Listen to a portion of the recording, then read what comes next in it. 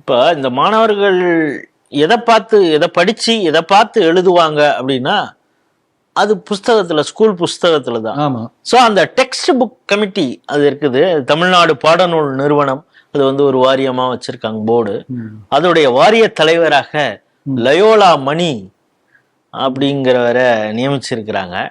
ஏற்கனவே இந்த பதவியில், மிக முக்கியமான இந்த பதவியில் இருந்தவர் ஆபாச பேச்சாளர் திண்டுக்கல் லியோனி போய் இப்பொழுது லயோலா மணி வந்திருக்கிறார். இதை எப்படி பாக்குறீங்க?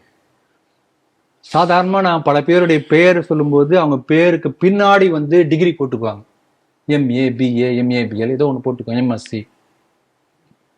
பெயருக்கு முன்னாடி காலேஜ போட்ட ஒரு ஆள் இப்பதான் முதல் தடவை பாக்குறேன்.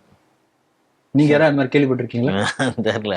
சில பேர் வந்து லயோலா காலேஜே ஒரு நிறுவனார் என்பது போல நினைக்கிறான். லயோலா மணி. ஆக திமுக ஆட்சியினுடைய இன்னொரு ஒரு அவதாரம் என்று நீங்க சொன்னீங்க போன செய்தியில, அதே தான் இப்போது தொடர்கிறது. பெண்களுடைய இடுப்பழகை பத்தி ஆபாசமாக பேசிய அந்த லியோனி போய் இப்ப அவர் வந்திருக்கிறார்.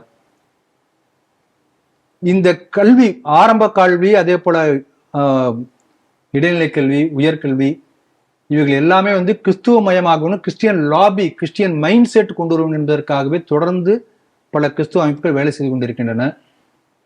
நீங்க பாத்தீங்கன்னா நேருடைய ஆட்சி காலத்துல கல்வி அமைச்சர்கள் எல்லாம் முஸ்லீம். அப்ப முதல்ல நாடு சுதந்திரம் அடைந்த பிறகு அந்த கல்வி திட்டத்தை வரலாற்றை அவங்க திரிச்சு எழுதுறாங்க.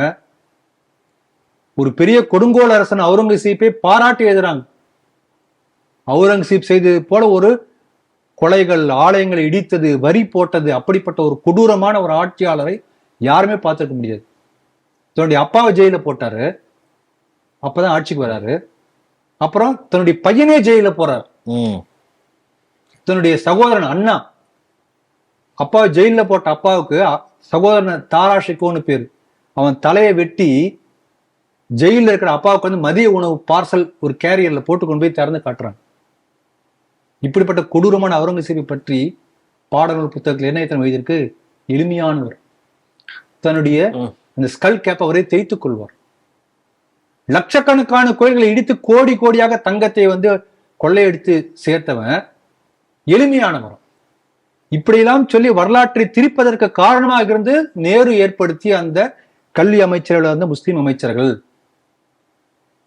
குப்தர்கள் காலம் இந்தியாவின் பொற்காலம் என்ற வரலாற்றை மாற்றி இந்திய வரலாற்றின் பொற்காலம் அக்பருடைய காலம் என்று மாற்றியது இந்த இஸ்லாமியர்கள் ஆட்சி காலத்துல.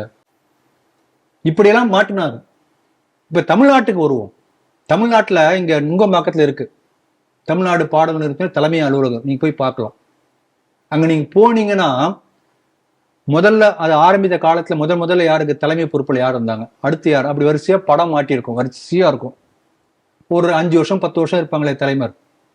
நீங்க பாத்தீங்கன்னா அப்படியே பார்த்துட்டே வந்தீங்கன்னா ஒரு ஸ்டேஜில் பாத்தீங்கன்னா ஒரு கிறிஸ்துவ பேர் இருக்கும்.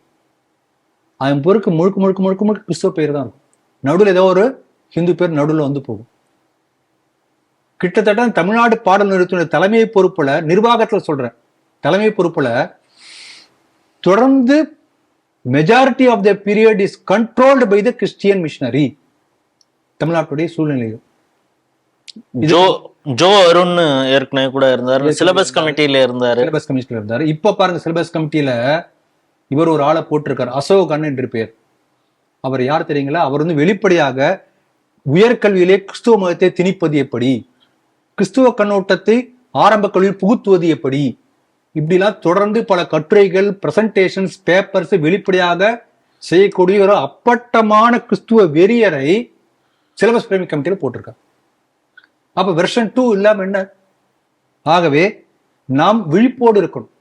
அதாவது என்னன்னா, நம்ம ஆரம்பத்தில் சொன்னோம், ஜோசப் விஜய் வந்த பிறகு கிறிஸ்துவர்களுடைய ஆட்சி நடக்கும் என்று சொன்ன போது எல்லாம் திட்டினாங்க. முதல்ல ஜோசப் விஜய் சொன்ன உடனே திட்டினாங்க எச் ராஜாவை, அப்படிலாம் இல்லைன்னு. இதை நம்ம திருப்பி சொல்லி கொண்டிருக்கிறோம். இது இப்ப சூழ்நிலை எப்படி இருக்குன்னா, முதல் செய்யல பாத்தீங்க, குன்றெல்லாம் வந்து இப்ப வந்து சிலுவை வர ஆரம்பிச்சாச்சு. பல இடங்கள்ல சர்ச்சு வேலைகள் வேகமா நடந்து கொண்டிருக்கிறது. இந்த ஒரு பாத்திரம் இருக்கு, அந்த பாத்திரத்துல ஒரு மீன் இருக்கு, பக்கத்துல இன்னொரு அடுப்பு, இங்க ஒரு அடுப்பு, அந்த அடுப்பை பத்த வச்சுட்டாங்க, தண்ணி சூடாச்சான். அப்ப இந்த மீன் நினைச்சதான் நம்ம இங்க தப்பிச்சிடும், குதிக்குது. அது இங்கிலீஷ்ல ஒரு ப்ராப்ளம் சொல்லுவாங்க, from frying pan to fire. இந்த அடுப்பிலிருந்து தப்பிப்பதற்காக கிளம்பி அந்த அடுப்புலயே போய் விழுதான். அப்படிப்பட்ட ஒரு சூழ்நிலை தமிழ்நாட்டுக்கு வந்திருக்கிறது. கிறிஸ்துவத்துக்கு மறைமுகமாக ஆதரித்த, அப்படி அரசல் புரசலாக ஆதரித்த திமுகவிடமிருந்து தப்பித்து தமிழகம் ஜோசப் விஜய் கையில் போய் சேர்ந்திருக்கிறது. அதனால இந்துக்கள் விழிப்போடு இருக்க வேண்டிய நேரம் இது. இப்ப கல்வியிலேயே வந்து முழுக்க முழுக்க விஜய் பற்றிய பாடங்கள் வரும், மறைமுகமாக கிறிஸ்துவ திணிப்பு வரும், இந்துக்கள் பழக்க வழக்கங்களை பாரம்பரிய மூடநம்பிக்கை சொல்லக்கூடிய கருத்துக்கள் வரும், இதெல்லாம் வர ஆரம்பிக்கும். அதனால ஹிந்து முன்னணிக்கு நிறைய வேலை இருக்கிறது.